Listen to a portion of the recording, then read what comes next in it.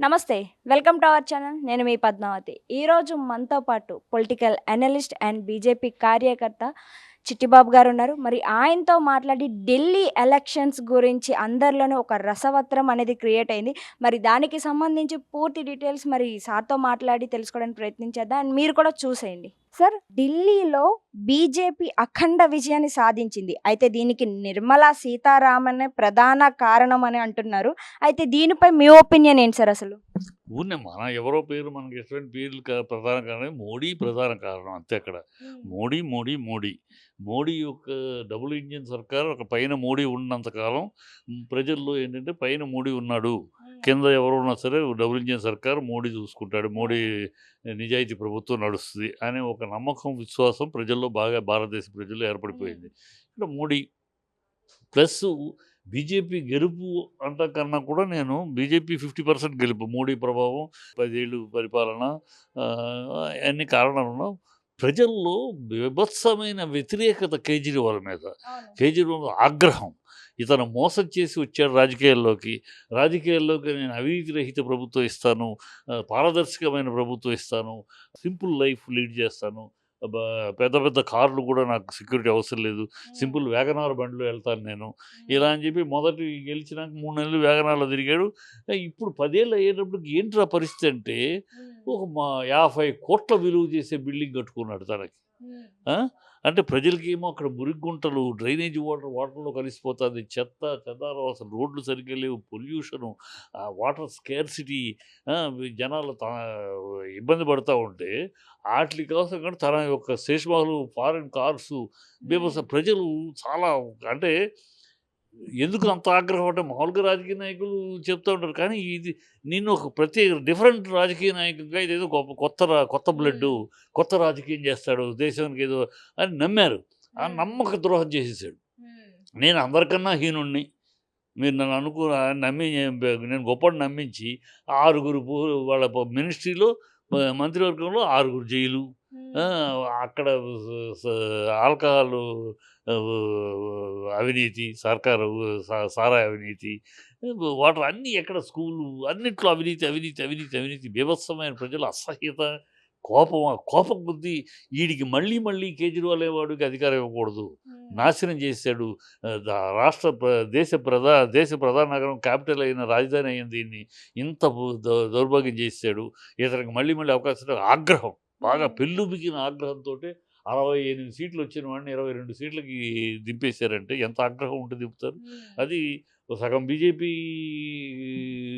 మోడీ ప్రభావం అయితే, సగం అతని మీద ఆగ్రహం. సార్, ఇంకోటొచ్చేసి ఇతనికి ఏదైతే సీట్ ఉందో ఆ సీటు కాంక్ష తప్పితే రాష్ట్రాన్ని ముందుకు తీసుకెళ్లాలని గాని, దేశాన్ని ముందుకు నడిపించాలని గాని ఒక భావన లేదు.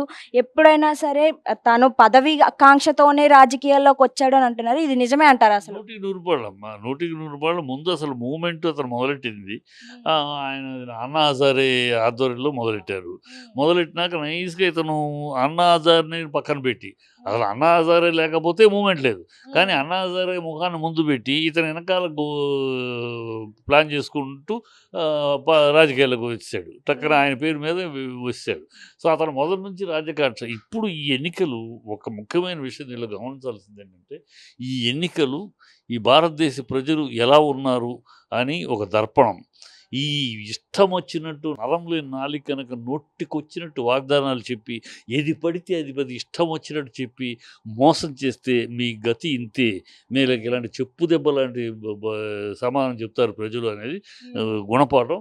ఇవాళ మన తెలుగు రాష్ట్రాల్లో కూడా ఈ చంద్రబాబు కానీ, ఈ రేవంత్ కాంగ్రెస్ ప్రభుత్వం కానీ, చంద్రబాబు కూటమి ప్రభుత్వం కానీ పిచ్చి వాగ్దానాలు నొట్టికొచ్చినట్టు ఇష్టం వచ్చాడు, అది ఇస్తాం ఇది ఇస్తాం, నీకు ఎంతమంది ఉంటే అంతమంది 10 ఇష్టం వచ్చాడు వాగ్దానాలు చేసి ప్రజల్ని మభ్యపెట్టి ఇప్పుడేమో టాటా బై చెప్తున్నారు, అది లేదు ఇది లేదు, డబ్బులు లేవు, మేము ఇంకో సంవత్సరం కావాలి, ఇది పిచ్చి మాటలని మాట్లాడుతూ ప్రజలు ఇప్పుడు అక్కడ కేజ్రీవాల్ మీద ఎంత అసహ్యత ఆగ్రహం ఉన్నారో ఇవాళ ఈ తెలుగు రాష్ట్రాల్లో ఉన్న ప్రభుత్వాల మీద కూడా ప్రజలు అదే. ఎందుకంటే ఇక్కడ అదే మోసం, కేజ్రీవాల్ ఏం మోసం చేసి వాళ్ళ పనిష్మెంట్ అనుభవిస్తున్నాడో, శిక్ష అనుభవిస్తున్నాడో, వీళ్ళు ఆల్రెడీ అలాంటి మోసమే చేశారు, రేపు వీళ్ళు అదే శిక్ష అనుభవిస్తారు. ఇప్పటికే ఈ ప్రభుత్వాలకు మన తెలుగు రాష్ట్ర ప్రభుత్వాలు కనుక ఏమాత్రం విచక్షణ ఉంటే ఇప్పటికైనా ఈ బుద్ధి తెచ్చుకుని ఐ ఓపెనర్ చూసా ప్రజలు, ఢిల్లీ ప్రజలు ఎలాంటిది, రేపు మనకి ఇలాంటి తీర్పే వస్తుంది. మన అబద్ధాలు ఆడేసాం, అబద్ధాలు ఆడి ప్రజలు మభ్యపెట్టి ఏదో డ్రామాలోకి తీసుకెళ్ళి ఓట్లు ఎంచుకుని గెలిపించేసాం. ఈ పవన్ కళ్యాణ్ మేము 32,000 అమ్మాయిలు మిస్ అయిపోయారు, వాళ్ళు వ్యభిచార గృహాలు అమ్మేశారు, నాకు ఒక ఆఫీసర్ చెప్పాడు అని ఎర్రి అబద్ధం, పిచ్చి అబద్ధం, సిగ్గు లేకుండా అబద్ధం ఆడేసి, అదేమో పార్లమెంట్లో పచ్చి అబద్ధం అని తేల్చి నాకు కూడా సారీ, నేను ఎవరో ఆఫీసర్ చెప్పిన మాట నమ్మి మాట్లాడాను అని చెప్పకుండా, సారీ కూడా చెప్పకుండా ఇంకా దాన్ని దబాయించుకుని బతుకుతున్నాడు. బీజేపీ ద్రోహం చేసింది ఆంధ్ర రాష్ట్రానికి, స్పెషల్ స్టేటస్ ఇవ్వకుండా పాసిపోయిన లడ్డూలు ఇచ్చింది అని పిచ్చి పిచ్చిగా మాట్లాడి, ఇవాళ స్పెషల్ స్టేటస్ గురించి మాట్లాడు. ఇలా పచ్చి అబద్ధాలు మాట్లాడేసి అధికారంలోకి వచ్చారు. ప్రజలు నిలదీస్తున్నారు ఎక్కడెక్కడ. ఎక్కడ సూపర్ 6, ఎక్కడ పవన్ కళ్యాణ్ సూపర్, నువ్వు ఉండి నాకు నేనున్నాను, అది 6 అడుగుల బుల్లెట్ నేను చింపేస్తాను, పొడి చేస్తాను, జుట్టు ఎగరేసుకుని మాట్లాడావు కదా, ఎక్కడ ఇప్పుడు మాట్లాడవేంటి అని నిలదీస్తున్నారు. ఇవన్నీ రేపు ఇప్పుడు కనుక ఎలక్షన్ పెడితే 2 రాష్ట్రాల్లో వీళ్ళకి కేజ్రీవాల్కి పట్టిన గతే పడుద్ది, రేవంత్ రెడ్డికైనా కూటమికైనా. ఎందుకంటే వీళ్ళు అలాగా సేమ్ అబద్ధాలు ఇష్టం వచ్చినట్టు వాగ్దానాలు. కేజ్రీవాల్ 200 ఇస్తాను, అది ఇస్తాను, పంజాబ్లో చెప్పాడు, ఇవ్వలేదు. ఇప్పుడు నువ్వు ఇక్కడ ఇచ్చిన నమ్మలు, నువ్వు ఇస్తానన్నా నమ్మలా, అక్కడేమిచ్చావు నీ అబద్ధాలు.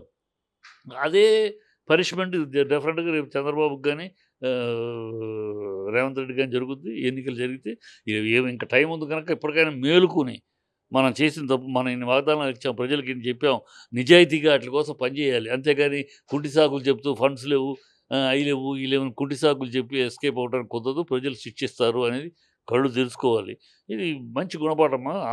భారతీయ ఓటర్సు ఎంత విశేషంతో ఉన్నారనే దానికి ఢిల్లీ ఎన్నికలు ఒక దర్పణం.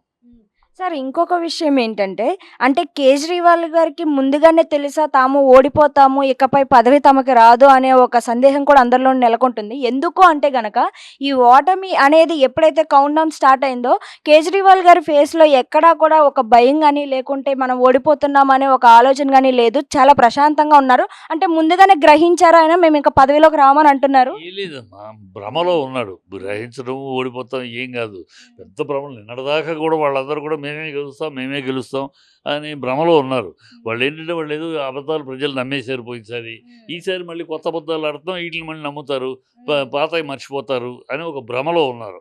ఆ భ్రమ తేల్చేశారు ప్రజలు. ఆయన నువ్వు పోయినసారి అబద్ధాలను మేమే మర్చిపోలేదు, మళ్ళీ కూడా కొత్తగా నువ్వు చెప్తే ఈ నిజాలను మేమే నమ్మట్లేదు అని బుద్ధి చెప్పారు. అతనేమనుకున్నా అంటే, గతంలో నమ్మించాం, 2020లో నమ్మించాం, 2015లో నమ్మించాం, 2025లో కూడా నమ్మిస్తాం అని అనుకున్నాడు. అది కాదులే, ఒకసారి మోసపోతావు, 2 సార్లు పోతావు, ఎప్పటికీ మోసపోవడానికి కాదులే నాన్న కేజ్రీవాల్, నువ్వు ఇంట్లో కూర్చో అని చెప్పేసి, నువ్వేమో సామాన్యుడిని అంటావు, 50 కోట్ల విలువ చేసి ఇల్లు కావాలా నీకు, ఏ చీఫ్ మినిస్టర్కి లేనంత ఈ భవంతి కావాలా, అన్నీ ఎక్కడెక్కడి నుంచి వచ్చిన కాస్ట్లీ టాయిలెట్లు, కాస్ట్లీ బెడ్రూములు, కాస్ట్లీ కర్టెన్లు ఎక్కడి నుంచి తెచ్చుకుని అంత కావాలనే సామాన్యుడిని, నేను సామాన్య ప్రజల కోసం అని 36 కథలు చెప్పేవే, ఇవన్నీ ఏంటని ప్రజలు నిలదీస్తున్నారు. నిలదీశారు, అసహించుకుంటున్నారు. నిలదీయడం అసహించుకున్న ఆగ్రహంతో ఓడిచ్చారు. ఇవన్నీ పక్కన పెట్టి ఆగ్రహంతో, అంటే వాళ్ళు ఏంటి, ఎందుకు ఆగ్రహం అంటే, మామూలు రాజకీయ నాయకులు చెప్తూ ఉంటారు కానీ నిన్ను అలా కాదు, నేను ఒక డిఫరెంట్ రాజకీయ నాయకుడిగా, నువ్వేదో పారదర్శకత, చాలా కొత్త బ్లడ్, కొత్త నీరు, కొత్త రాజకీయం తీసుకొస్తాను నమ్మారు. నువ్వు నమ్మక ద్రోహం చేసావు అంటే మరొకసారి ఇలాంటి మాటలు చెప్పే రాజకీయానికి అవకాశం లేకుండా చేసేసాడు. నేను పారదర్శకతతో పరిపాలిస్తా, మంచిగా చేస్తావు, అవినీతికి లేకుండా చేస్తావని ఎవడన్నా చెబితే రేపు ప్రజల్లో నమ్మకం కూడా లేకుండా, రాజకీయ ప్రవేశానికి కూడా, మరొక నీతివంతుడికి ప్రవేశం కూడా లేకుండా చేసేసాడు. అంటే ఇలాంటి వాళ్ళు ఇలాగే అన్నట్టు కేజ్రీవాల్ చెప్పలేదా ఇలాంటి కథలు అన్నట్టు అయిపోయింది. సో రాజకీయ రంగానికే ద్రోహం చేసాడు. అంత ప్రజలు అందుకని అంత ఆగ్రహం, కసి మీద ఓట్లేశారు. సార్, ఇంకొకటి, ఢిల్లీ అసెంబ్లీ ఎన్నికలకు బీజేపీ విజయం దిశగా దూసుకు వెళ్తున్నందుకు రాహుల్ గాంధీకి శుభాకాంక్షలు తెలుపుతూ కేటీఆర్ గారు ట్వీట్ చేశారు. అసలు దీనిపై మీ ఒపీనియన్ ఏంటి సార్? అంటే కేటీఆర్ గారు ఎలా స్పందించడం అని. కేటీఆర్ అంటే కాంగ్రెస్, ఆయన లెక్క ఏంటంటే, కాంగ్రెస్ ఆపు కలిసి విడిపోయి ఉండటం వల్ల, కలిసి ఉంటే వాళ్ళకి 6% వచ్చింది. ఇప్పుడు బీజేపీకి ఆపుకి తేడా ఓన్లీ 2%, 4%, 42, 46, 45% బీజేపీకి అయితే 4%, వాళ్ళకి 6% వచ్చింది. సో ఈ 6% వీళ్ళు కలిస్తే, వీళ్ళు కలిసిపోయి కనుక పోటీ చేస్తుంటే కొంచెం టగ్ ఆఫ్ ఫైట్ ఉండేది అని ఆయన లెక్క. ఏమి ఉండేది కదమ్మా. కాంగ్రెస్ అసలు లెక్కలో లేదు. కాంగ్రెస్ని ఎవడో పట్టించుకోవట్లేదు. కాంగ్రెస్ ఆటలో అరటిపండు అంతే. కాంగ్రెస్ దేశం మొత్తం మీద కాంగ్రెస్ అయిపోయింది. అది చివరి దశలో ఉంది. ఇవాళ ఇక్కడ ఆంధ్ర అదే ఎక్కడ ఇప్పుడు తెలంగాణలో ఏదో తంతి గాలిలో పుట్టినప్పుడు అనుకోని అనూహ్యమైన కాంబినేషన్లో గెలిచారు. ఇక్కడ కూడా సిటీలో ఒక్క సీట్ రాలేదు కదా. మఫ్సిల్లో ఒక లెక్క తప్పులో కొంచెం అప్రమత్తంగా లేకపోవడం కేటీఆర్ కేసీఆర్ వచ్చాడు తప్పితే కాంగ్రెస్ లేకపోతే ఏంది 62 సీట్లు వస్తే 54 సీట్లు ఓడిపోయారు. 54 సీట్లు కాంగ్రెస్ ఓడింది తెలంగాణలో. ఏదో చించుకొచ్చా బుడుచుకొచ్చా అనుకుంటూ వచ్చా ఏదో మాటలు మాట్లాడటమే కానీ కాంగ్రెస్ వాళ్ళు రేవంత్ రెడ్డి తొక్కుకుంటూ వచ్చాం రేవంత్ రెడ్డి ఇలాంటి గాలి మాటలు తప్పితే వాళ్ళు పోయి తొక్కుంటూ లేదు గుచ్చుకుంటూ లేదు. నువ్వు వచ్చింది ఆఫ్టర్ ఆల్ 60 సీట్లు ఓడిపోయినాయి 54 సీట్లు కనుక ఏదో అనుకున్న లెక్కలో వచ్చేసారు. అక్కడ కూటమి ఒకళ్ళుగా నుంచుని ఉంటే పోటీగా అడ్రస్ లేకుండా పోయేవారు కూటమి. అందుకని కూటమి ముగ్గురు కలిసి ఒకళ్ళ పోతాం ఒకళ్ళు నొక్కుంటూ ఒకరికొకళ్ళు చేతులు కలుపుకుంటూ మొత్తం ముగ్గురు కలిపి దండయాత్రలాగా చేసి ముగ్గురు వేళ్ళు 4 పేపర్లు 3 ఛానళ్ళు కూటమిగా చేరి అబద్ధాలు ప్రచారం చేసుకొచ్చేసారు. అక్కడ అబద్ధాలతో వచ్చారు. సో ప్రజలు ఇప్పుడు నిజాలు తెలుసుకున్నారు. ఎన్ని అబద్ధాలు ఏంటి ఎక్కడికి వెళ్తే అక్కడ నిలదీస్తున్నారు. చంద్రబాబు నిలదీశారు మొన్న, లోకేష్ నిలదీశారు, పవన్ కళ్యాణ్ నిలదీస్తున్నారు. ఎక్కడికెక్కడ నిలదీస్తున్నారు. ఏది మీ ప్రామిస్లే మీ మాటలే మేము చెప్పిన మాటలేండి అప్పుడు తెలియదా మీకు అమౌంట్లు ఖజానా డబ్బులు లేవని ఇవాళ కొత్తగా మాటలు చెప్తారేంటి అన్నీ ఆలోచించకుండా చెప్తున్నామని చెప్పారు కదా లోకేష్. ఇవాళ ఎలా చెప్తున్నారు నిలదీస్తున్నారు. సో ప్రజలు మంచి ఆగ్రహంలో ఉన్నారు ఇక్కడ కూడా. ఇప్పుడు ఎన్నికలు లేవు కనుక ఒకవేళ ఎన్నికలు వస్తే అడ్రస్ లేకుండా పోతారు. ఇక్కడ ఉభయ తెలుగు రాష్ట్రాల్లోనూ కూటమి కానీ కాంగ్రెస్ కానీ అడ్రస్ లేకుండా పోతారు. అంత ఆగ్రహంలో ఉన్నారు ప్రజలు. సో అదే ఇప్పుడు ఇక్కడ జరిగింది. కేటీఆర్ అంటంలో కాంగ్రెస్ లేకపోవటం వల్ల కాంగ్రెస్కి థ్యాంక్స్. ఎందుకంటే కాంగ్రెస్ అనేది విడిపోయి సపరేట్గా ఉండటం వల్ల అని లెక్క. ఆయన ఒక సెటైర్గా అన్నాడులే. కాంగ్రెస్కి అసలు సంబంధం లేదు. కాంగ్రెస్ ఉన్నా ఒకటి లేని ఊడినా ఒకటి అన్నట్టు ఉంది. కాంగ్రెస్ వల్ల ఎవరికి నష్టం లేదు, ఎవరికి ప్రయోజనం లేదు. అది సార్ ఫైనల్గా లాస్ట్ క్వశ్చన్. అయితే ఢిల్లీలో 27 ఏళ్ల తర్వాత బీజేపీ విజయం సాధించింది. అయితే దీని వెనక ముస్లిం మహిళల పాత్ర కూడా ఉంది అని విశ్లేషకులు అంటున్నారు. అయితే దీనిపై మీ ఒపీనియన్ ఏంటి సార్? ఉందమ్మా. ముస్లిమ్స్ మహిళలని కదా, ముస్లిమ్స్ కూడా చాలా ముస్లిం డామినేటెడ్ ఏరియాల్లో కూడా బీజేపీ గెలిచింది. సో ఇక్కడ ముస్లిము కులము మతము కాదమ్మా, ఒక ప్రభుత్వం మీద వ్యతిరేకత ఆగ్రహం ఎలా ఉంటుందో అది.